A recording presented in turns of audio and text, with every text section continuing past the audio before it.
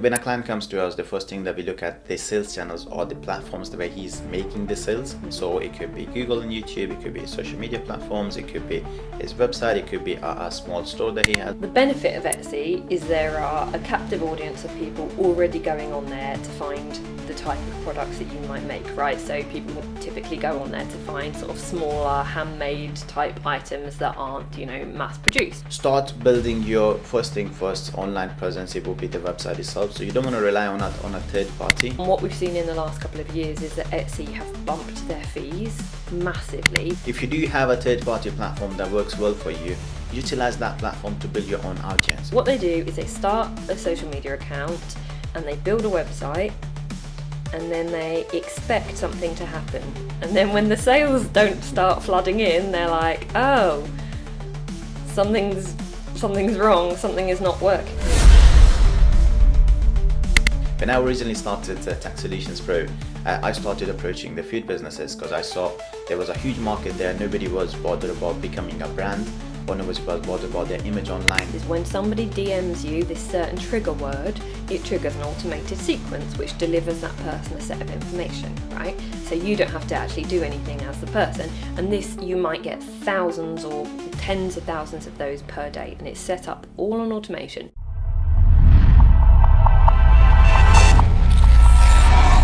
Hello everyone, welcome back to the channel. This will be our second episode together. I'm here again with Liz, and we will be discussing a bit more things about marketing, a bit more into details about different sales channels and so on. So I'll pass it to Liz to go through her introduction in case somebody missed her first video, and then we take it from there. Thanks, Hamza. So I'm Liz Summers. I'm an independent brand and marketing consultant. And so today we're going to be talking about omnichannel and multi-channel marketing. So omnichannel has been like one of those buzzwords in the last few years. Like if I had £1 for every time I heard that word bandied around, I would be very rich. But I thought today it would be great for us to explore what does that actually mean, what does it actually look like in practice, and what is the difference between doing omnichannel well and doing omnichannel as a token effort. So firstly, maybe we cover for people who aren't familiar, what is omnichannel or multi-channel marketing? So basically, as we discussed last week, there's tons of different assets that you have within a business, right? You have your social media, you have your website, you have email marketing, you might sell on other platforms, you have a number of different ways. You might have in-person, shops, for example. And multi-channel and omnichannel is ultimately about how those different channels work together as part of your sales process. And there are good ways of doing that and there are bad ways of doing that. And so I'd love to hear, Hamza, from your experience. You have such a lot of expertise on the sales funnel part of it, and particularly with ads and how that kind of bottom of the sales funnel works. I'd love to hear your take on what you think is most important when you're thinking about how somebody's social media works with their website, works with their ads to actually ultimately sort of finalize the buyer journey so they actually make that purchase. Yeah, it's an interesting topic again. So the first thing to from in my word, we call them sales channels. So whenever clients come to us, for example, take any example. Let's just talk about e-commerce for a change on this topic. So when a client comes to us, the first thing that we look at the sales channels or the platforms where he's making the sales. So it could be Google and YouTube, it could be social media platforms, it could be his website, it could be a small store that he has or a massive store that he has, or it could be the multiple locations that he has across the country or even internationally. It's very important to, as you mentioned, understand the difference and being able to get the first channel right before starting to move on to the next one. Because a lot of people, what we tend to do is as soon as we start a business, we want to make sales everywhere pretty much. Who doesn't? Let's just be honest. You start a business, the first thing that you think of, okay, I want to be able to sell this, and I want to be able to sell it everywhere. Yeah. As we discussed in our first episode, people don't want to narrow down the audience with the fear of imagine if I'm not selling it there, how would that impact my business? Or imagine if I'm not targeting that specific audience, or if I'm not taking them as my target customers, would they even come to me? So that fear is exactly the same that comes into when they decide on which channels they want to sell as well. in my experience, practically what I advise all of my customers as well is simply start building your first thing first online presence. It will be the website itself. So not just relying on third parties channels is very important, because what happens is, let's take Amazon as an example. In my experience itself, as much as I know, based on my knowledge, Amazon originally started with a lot of sellers selling multiple products on their own websites. So that could be the app, that could be the website, whatever, you name it. And as soon as a certain product did well, I believe at the moment Amazon has multiple brands of multiple products. Yeah. So at the moment, Amazon used to never sell fans, for example, but now if you search up on the application itself, the top seller will be Amazon itself. Yeah. That is the same situation in the food industry, for example, when I saw the change happening when, for example, Deliveroo came on board. Deliveroo originally was a third party, was a company that came. That actual main business itself is to connect the customer with the restaurant, so providing the delivery drivers for the restaurant and providing the assurance to the customer that they do not need to rely just on the restaurant and they have a third party that kind of fights for them or that can rely on them. However, business did pick up, and I do know Deliveroo for a fact. It has multiple dark kitchens, for example. They created their own brands. Of course, it is working for another party. They simply created few brands. The customer is on their platform. We need to understand that. That's a massive thing. Now that the customer is on their platform, it does not matter if they want a specific item. Let's just say in the food industry, for example, they want a specific dessert. It doesn't matter they get it from your brand that was relying on a third party, or they get it from a brand directly through the third party. Yeah. So the same thing on today when we decide to do the omnichannels and multi-channels. Look, multi-channels are very important. Like I'm not denying that fact, and we'll get into a bit more details after what you have to, after your opinion as well. But the omni-channel, focusing on having something of your own, some sort of clientele that you can build on your own, that you don't have to rely on anybody, is really important for the growth of the business and for where you're heading in the future. At least that's my thought. What is your thought on the omni-channel itself? Yeah, I agree. I think there's pros and cons to using third-party sites, right? So for example, if you take a product-based business that lists on Etsy, the benefit of Etsy is there are a captive audience of people already going on there to find the type of products that you might make, right? So people typically go on there to find sort of smaller handmade type items that aren't, mass produced. So you have a captive audience, there's a lot of organic opportunities within Etsy. It's essentially a search engine within a com platform, right? So it's great for people who are just starting out, who don't have their audience and want to get in front of an audience, because if they just made a website, like with websites, you can't just build it and hope people will come to it. That's not how it works, right? And so being on a third party site can be really helpful for putting you in front of an existing audience that Etsy, for example, owns. The problem with it is obviously you have no control. And what we've seen in the last couple of years is that Etsy have bumped their fees massively. The cut that Etsy take as the platform has massively increased, and for people who sell primarily on Etsy and have built their business model based on selling on Etsy or Amazon or whatever it is, you have no control if Etsy suddenly turn around and say, do you know what, we actually want to take 25% of your sales or whatever it is. That might be fine if you've got a massive profit margin, but if your margins are small and they bump their fees, you are suddenly screwed. And so I think what is really important is being able to leverage third-party platforms as a leg up, as a boost, or as one of the arms of your business strategy. But it can't be your only business strategy, because, as you say, you kind of need to be in the position where if the terms aren't working, you can leave, right? It's kind of like a job. Like what happens if you're stuck in a job and you hate your job, but you've got no savings? You haven't got a choice, right? Whereas if you have a backup plan, a safety net, or if you have, your business has multiple channels operating, some of which are owned, i.e. it's your website, it's your customer base, you have your own mailing list, you have control over those things, and then you can also use some third-party options, but it's more on your own terms, and you can choose which of those channels are going to work for you and which ones aren't. But I think they have their place, but you can't build an entire business model around those. I'm exactly of the same opinion. Like, I would never say to an entrepreneur or a business owner, regardless of he's selling services or products, to just simply stick on one platform. However, what I would definitely say is, if you do have a third-party platform that works well for you, utilize that platform to build your own audience.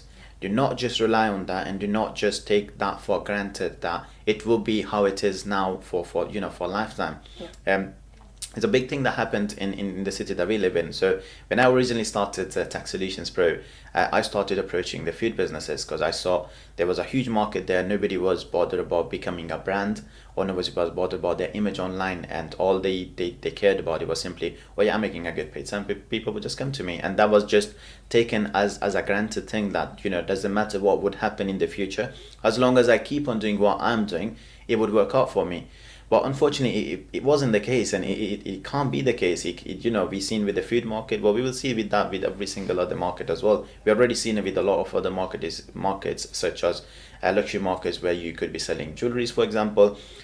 Pretty much most of the jewelry will pretty much be similar. It will be made of the same item. However, just because it has the brand tag or it has the image behind it, the price on that, it will be completely different than what the price that it is on the first one. Yeah.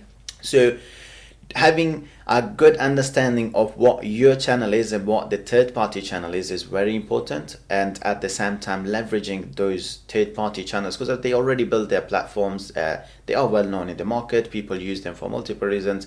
A customer would feel a lot more comfortable having a third party involved when making the first purchase with yourselves, for example. But once he had made that purchase and he's going to make that purchase once again, you do want to switch from relying on that third party platform to your own platform, which is not the case, unfortunately, in a lot of the businesses. I got my opinion on why people are, if people have that fear of not going with their own platform and kind of trying to stick to the third party's platform. What's your thought on that? Why do you think people have that fear, and why they can't get out from that? I think it comes down to people fundamentally misunderstanding what different channels are for and how to use the channels in an integrated way, which is ultimately what multi-channel, omni-channel is about, right? It's not about having lots of different channels per se. It's about having lots of different channels which all work together and speak to each other and form a cohesive buyer journey, right, which gets them to one place to the other. So I think what a lot of businesses experience is they think, okay, and this is oversimplified, but go with it. They think, okay, well, we need to have a social media presence, and people tend to think organic social when they're thinking about that, and we need to have a website. So what they do is they start a social media account and they build a website, and then they expect something to happen. And then when the sales don't start flooding in, they're like, oh, something's wrong, something is not working. But those channels are fundamentally like passive channels, right, in a way. Your organic socials is top of the funnel awareness stuff, so people can know who they are, they can like you, but without other channels which nudge them in the direction of making a purchase, they're fairly unlikely to make a purchase. They'll just think, oh yeah, that's Liz, she's got that nice product business, lovely, but actually making a purchase isn't going to happen. And also I could make or spend a ton of money on the most magnificent website with the best ever UX. How's anyone going to find it? So then you have to be willing to invest in the proactive and the demand gen channels to actually drive people to your website, or to actually capitalize on, okay, you've done the great brand building bit on organic social, now you need to do the bit where you convert them into paying customers. And I think that is fundamentally a problem that a lot of businesses have, is they do organic social, they do a website, and then they're surprised when the sales aren't flooding in, but they aren't making themselves visible via SEO. They don't even understand what SEO is or what keywords they need to be positioning themselves are, and they maybe aren't doing the paid and demand gen pieces that they need to be doing to actually drive traffic and actually convert people through the funnel. Is that? Yeah, it's pretty much simple. Yeah, not pretty much. I would say exactly the same thing from on my perspective as well. From a bit more technical end of it is, the way I would put it is, when we plan businesses, we do read a lot of the books about it. Everybody who's starting their business journey, he's like, okay, look, I'm gonna read what this person did, what that other person did, he's so successful because he was using that formula. I personally believe there's no such thing as formula. So, it's just your hard work, consistency, and you just need to keep going. You need to keep on knocking the door until somebody opens that door. You can't just expect to, as you said, just create the website, create the social media platforms and start posting once or twice a week or 3 times a week and expect like, oh, boom, I'm going to get sales. I'm going to have people just knocking on my door. Yeah, and the other thing about formula is it worked for their business doesn't mean it'll work for your business, because of course there are uniquenesses in terms of market, product, various other things. But also, the marketing world is changing so quickly that formula that worked 2 years ago isn't going to work today. Exactly. Because actually, since then, Google's totally changed the way that it does its algorithm and stuff. Like, you can't use that person's formula unless it's a formula that worked literally yesterday. Yeah. I think the one thing that would stay in common in the marketing world for the coming years as well, and it has been something since the beginning of humanity as well as believers, people who were able to have the percentage of the revenue put aside for marketing are the people that actually are running the most successful businesses in the world. And that fixed cost of marketing, a lot of people see that as a burden, whereas it is not the burden, it is what's securing their future and what's there to grow their company itself when it comes down to the future, or even when it comes down to the present itself. Like something that they might end up doing now with the marketing budget, it might not have an effect now, but it might be something that later down the line, after 6 months, a year, 2 years, 3 years, it just comes back to them. I got live examples of these networking events that a lot of people attend. At the beginning, I did attend a few of them myself, and I know there was this person that I was speaking to. She's running a really successful business now, and she, we're just having just a small conversation as usual. And I go, look, you know what? I saw you that you were kind of struggling, and I always saw you just hustling and going to these networking events, and you've been coming here for years. Do you really think is something that's worth your time? And I was actually surprised when she said that. She goes, look, Hamza, I've been coming here for a while. I think she said 3 to 5 years, something along the lines. I don't exactly remember. It's been quite a while. And I haven't had anything for the first 2 years. But on the 3rd year, I managed to crack deal with every single event that I attended on every 3 months. I'm like, wow, how did that happen? What do you think that you did different there to that actually impacted your marketing, or that impacted these kind of results? And she goes to me, nothing different. I kept on doing what I was doing simply, and because I was there, people kind of got to know me. People kind of saw, okay, look, for example, yourself making the product, so not many people know about it. So the first thing they hear about it, oh, okay, yeah, she makes products. The second time, oh, okay, she makes products. Third time, okay, let me go see what's this whole hype about. Like, these products, what are they actually? I saw the products, okay, they completely forgot about it. Let's just say that they don't make the purchase on that time. But in a year time or in a couple of months time, an event comes up, and out of a sudden they, a conversation, oh, it would be nice to have some handmade product or something along the lines. And or it's Christmas, so I need to buy some gifts. Oh, maybe I could go and check that out. It just clicks here. So I think that being able to understand the multi-channels available to ourselves is very important and fundamental for any business, and regardless on how we look at it. And the consistency behind it is the key to everything, and it is the key to success, to be fair. And I think that's a really important point, is it ultimately it's kind of a numbers game, isn't it? Like, you just have to be in the right place at the right time. But if you give up too soon, you won't be in the right place at the right time. But also recognizing that the human truth is that people almost never make a purchase the first time. Right? I can't remember what the current evidence is, but somebody needs something like 10 touch points with a business in order to decide to make a purchase, right? Because they have to go through that gradual process of building trust in the brand, thinking about how that would work for them. It's in the back of their minds. Like, there's a handful of direct response campaigns, right? Which are like, I don't know, some new, let's say, sports nutrition brand, right? They've just released some supplements, and their ads are based on basically getting people to make an impulse purchase, right? They have to basically create an ad that is so captivating that the person in the moment is like, oh my god, I must have this thing, it's going to absolutely change my life, even though it's absolute nonsense probably. But that in the moment thing, right, is absolutely important. We're seeing a lot of that now in like those sort of clickbaity, TikTok-y style campaigns, right? And the idea is get somebody to make an impulse purchase right now about something they didn't necessarily think that they needed or wanted, and they'll probably forget about next week, but they made the purchase, right?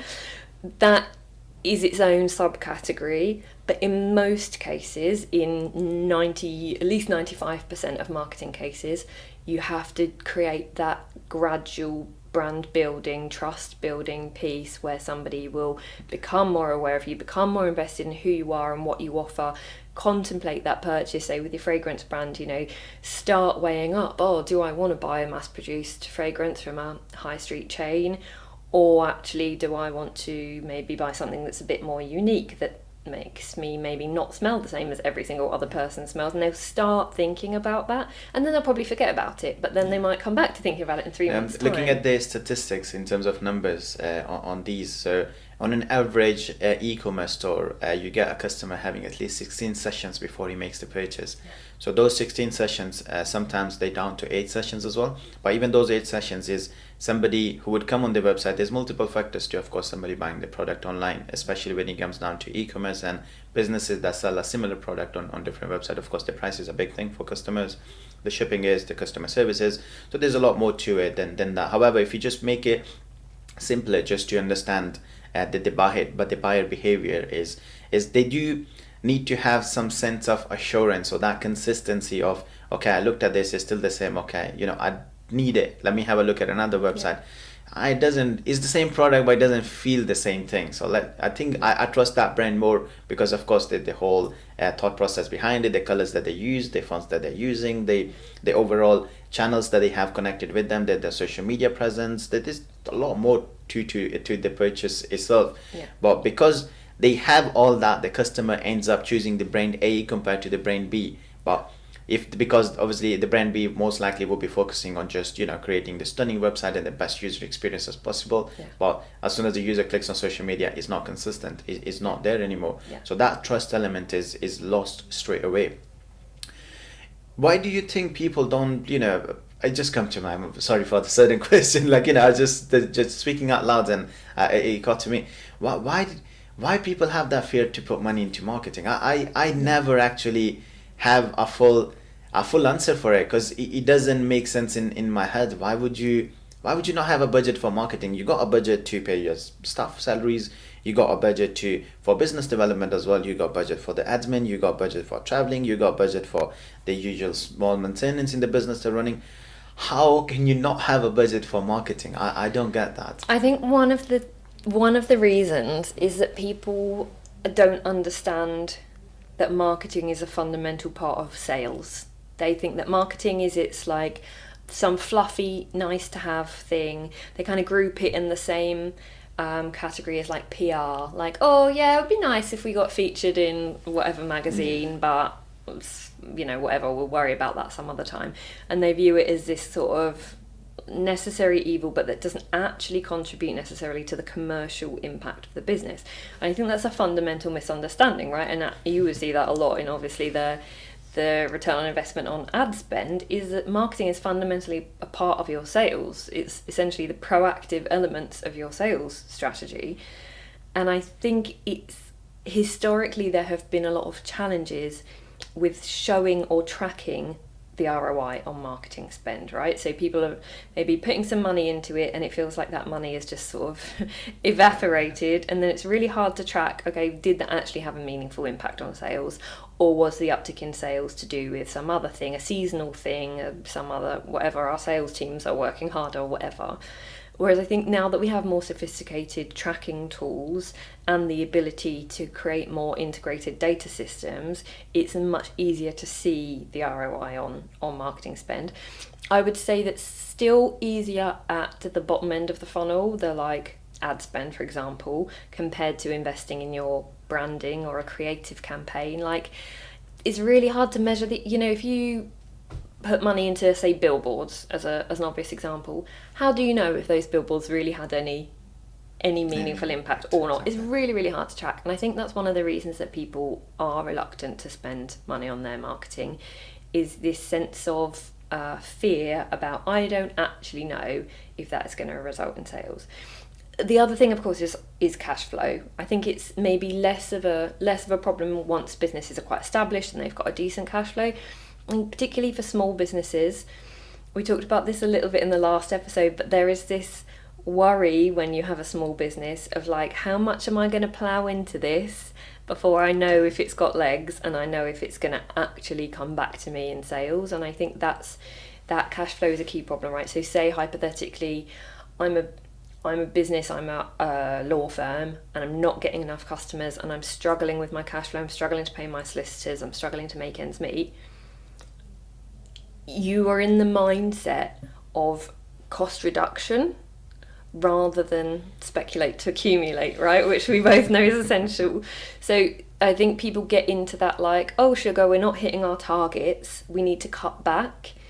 And they can't see that actually making an investment in doing some ads, for example, would help generate the revenue that they need to fix the cash flow problem.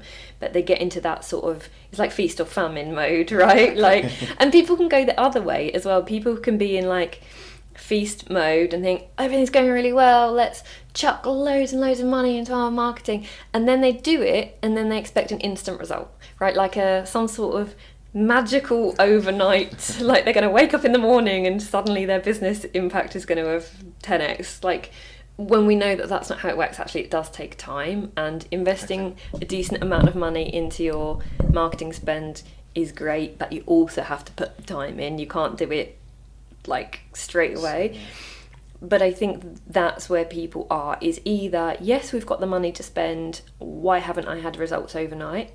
Or, we haven't really got the money to spend, and so you keep getting further into that famine mode of we're not making any sales, and then people start questioning their entire business idea, right? Because they're not making any sales, and you can't run a business if you're not making sales. But there has to be at some point something that breaks the cycle where you go, okay, well, I'm going to invest X amount per month, run some ads for 6 months, and then see where I am. I think another big contributing factor to the whole fear that people have nowadays is there's a lot of people out there promoting the wrong thing or explaining their marketing into the wrong terms as well. I personally purchased a lot of courses because I'm interested into, what other people do. Somebody says, sitting on the video saying, oh, look, I can turn over billions of pounds or millions of pounds. I can do this, I can do that.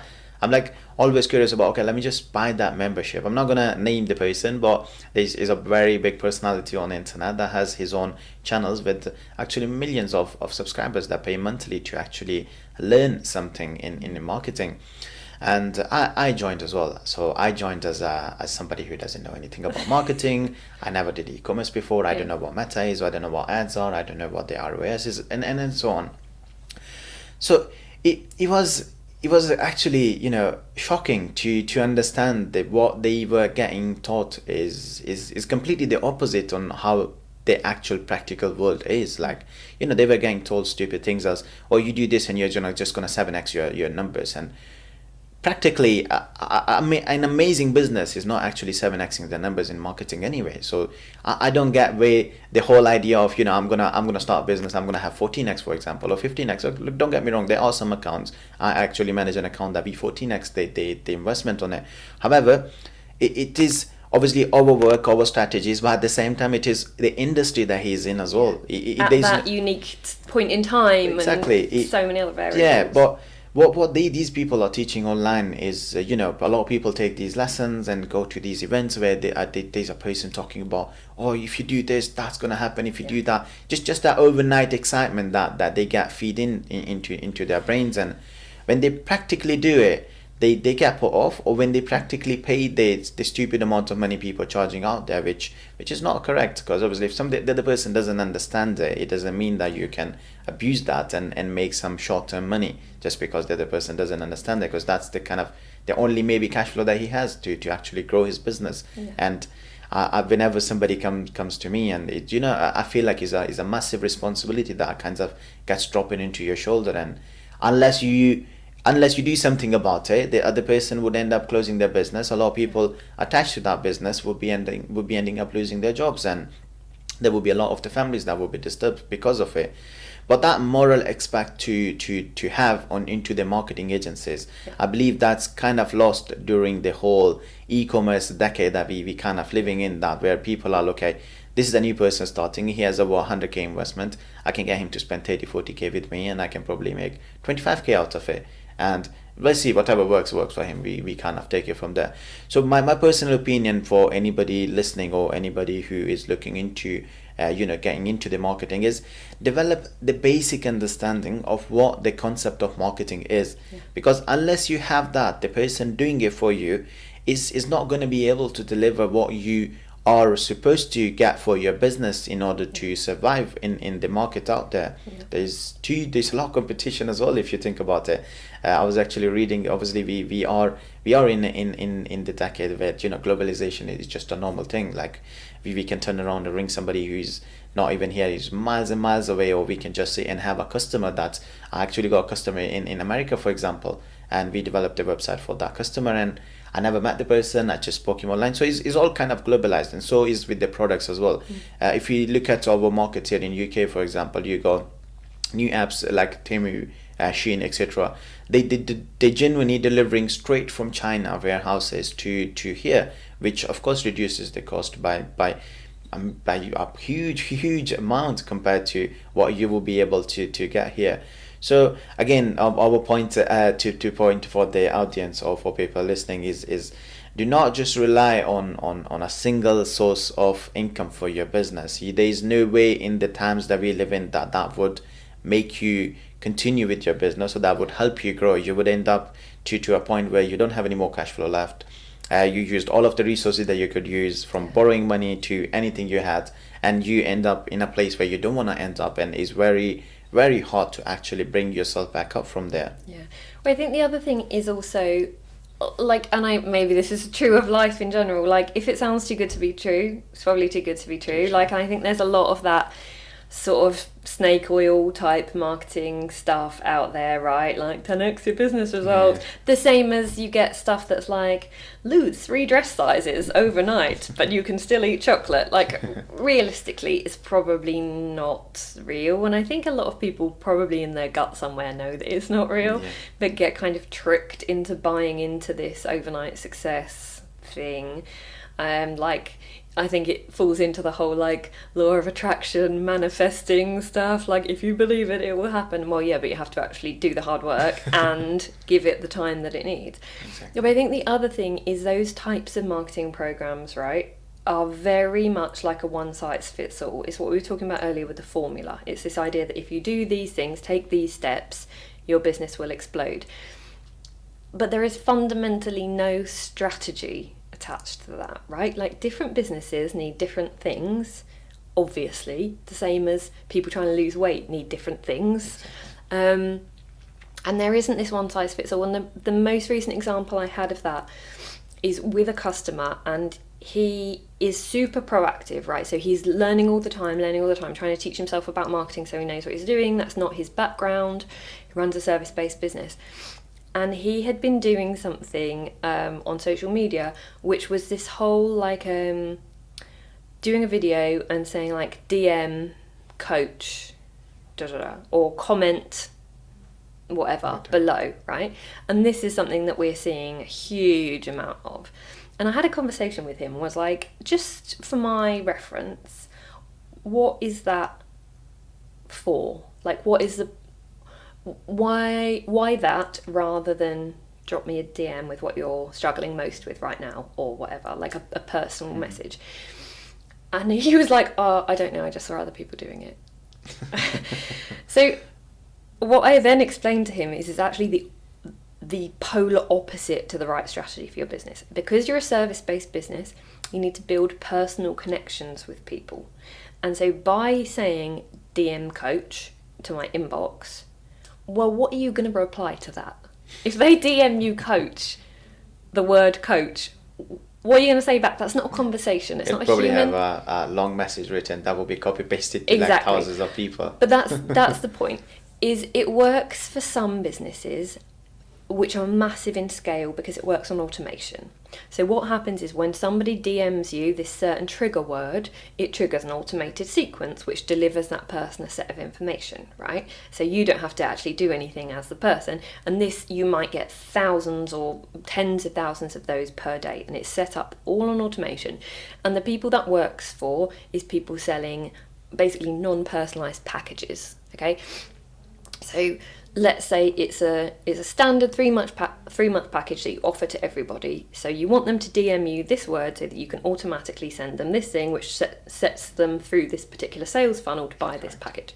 But if you're a service-based business whose business model is based on one-to-one connections with actual real people who need to actually like you and believe in you in order to procure your services, like they do, for example, with my marketing consultancy, they have to know who I am, think I know what I'm talking about, want to work with me as a person, like my style of doing things. That impersonal, automated style of things doesn't make any sense. Not least because I don't have those automations set up. So nothing's going to happen when they send that trigger word because the automation isn't set up. And it wouldn't be necessary or economical for me to set up those automations because I'm perfectly capable of responding to the number of inquiries and leads that I get. And in fact, responding to them in a more personal way and having that dialogue where they've sent me a message that says, "Hi Liz, I'm looking for some help with my branding. Like, is that something you could help with?" Then we have a conversation. But by sort of applying other people's marketing strategies as a, one-size-fits-all copy-paste strategy doesn't work. And in fact, often it does more harm than good, because in that example with that particular client of mine, it was making it all feel a bit spammy and a bit salesy, and as if it was like a one-size-fits-all package that he sells, and it's not. Actually, the value that he offers is much better than that because it's a personalised coaching program.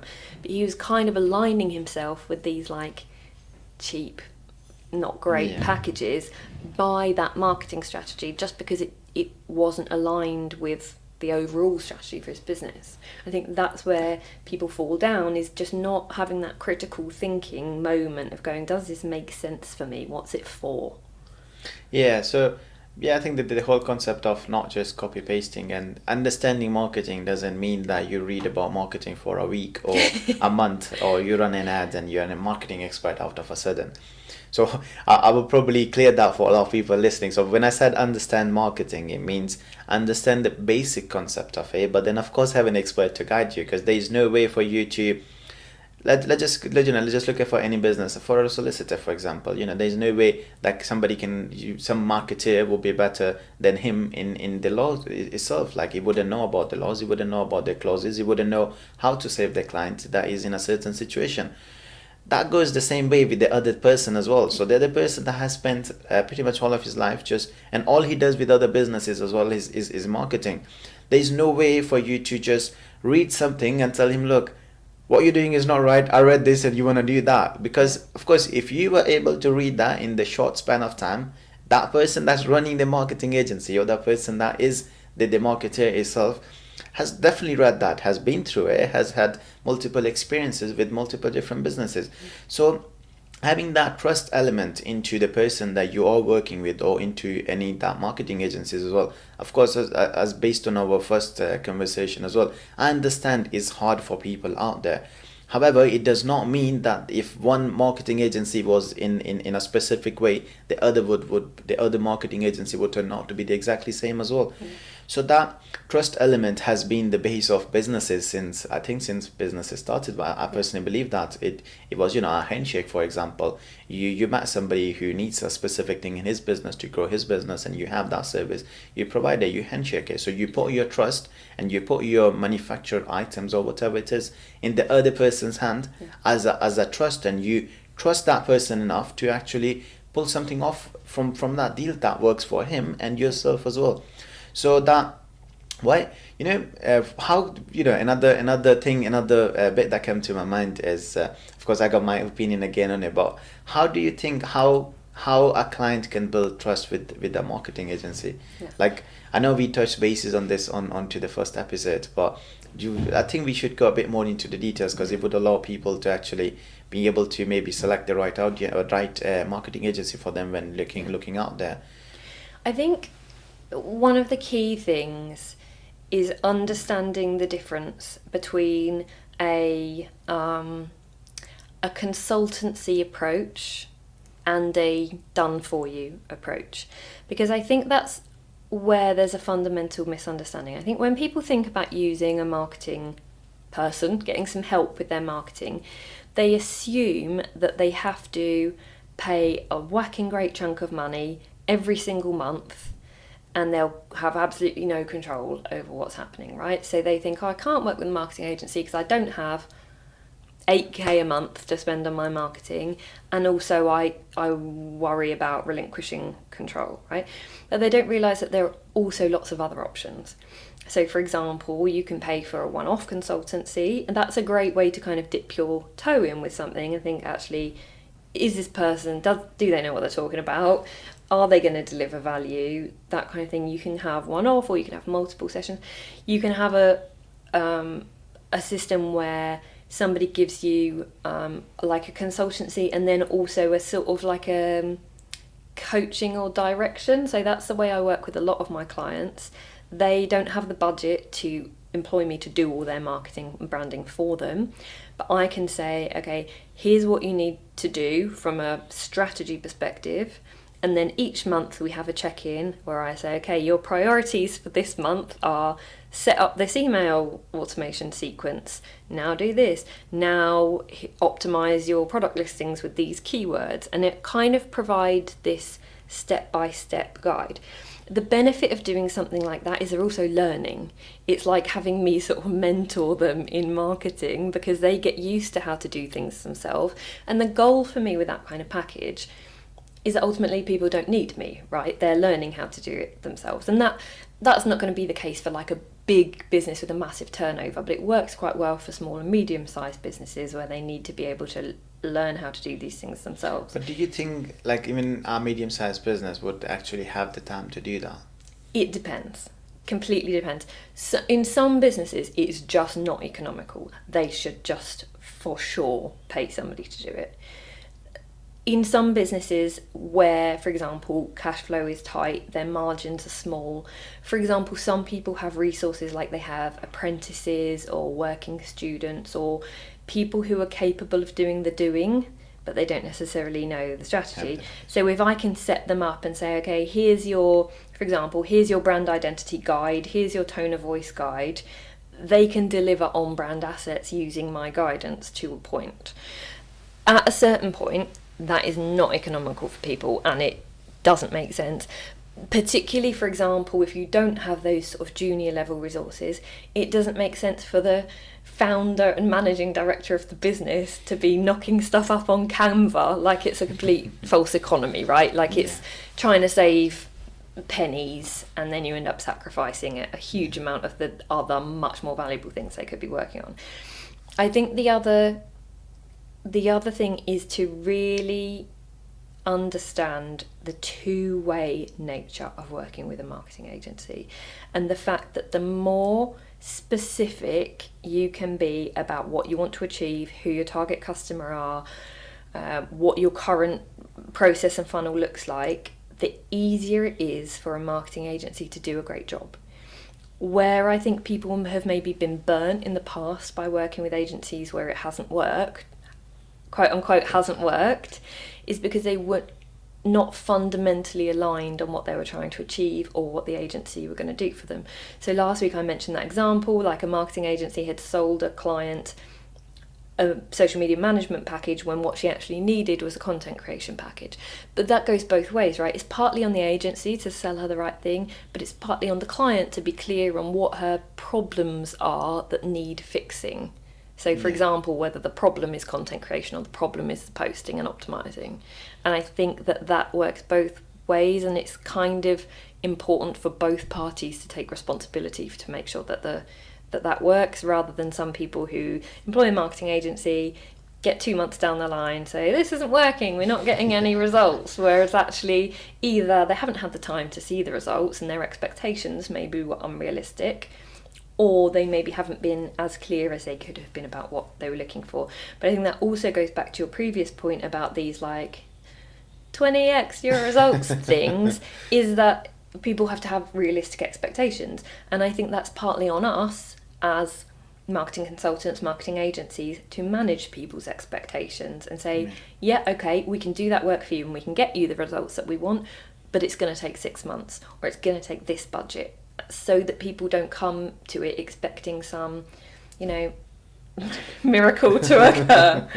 Yeah, so I can relate to that a lot, and I believe for a basic education of understanding the concept of working with a marketing agency before starting the work with the marketing agency is a must for any business to do, regardless of their size.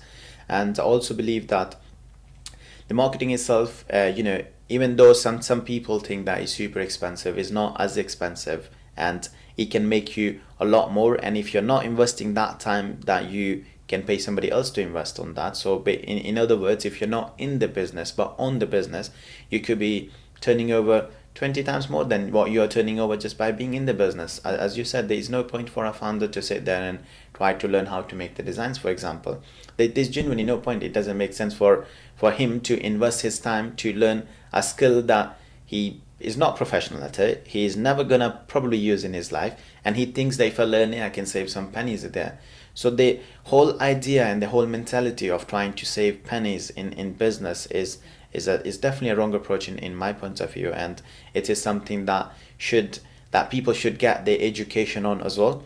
And another very important point I would say, because I have seen that in the past, is when you go to the marketing agency and they explain you what they will do for you and what would that mean for your business, do try to understand it, because a lot of people just listen to it. Okay, yeah, listen to what he said, but I don't care. My expectations are 20x. Yeah. It's not going to happen. Regardless of the way you look at it, you're going to end up having not a great relationship with that marketing agency, which could have been the savior for your business. Because end of the day, unless you have the funds coming into the business and you have the cash flow, there's no way for you to run the business or do what you like doing. Yeah. And unless you are once again able to put that trust into the person, could that be through multiple sessions, could that be through consultations, could that be through basic packages just to get that started, and later stage evolve that into something big. So I think that's pretty much it from my perspective on it. And then obviously I think most of the things were already covered from you, and I'm hopeful that people listening will take something out of it. I think that we can call it here on the second episode, and we can we'll probably go a bit more into details on the social media end of things into the next one, and the sales funnel itself, because I believe people don't understand the concept of the sales funnel and what social media exactly is there for. So I think that could be an interesting topic for the next one. But really appreciate your time again, and once again thank you everybody for listening to us, and we hope to see you guys soon on the next episode. Thank you once again. Thanks.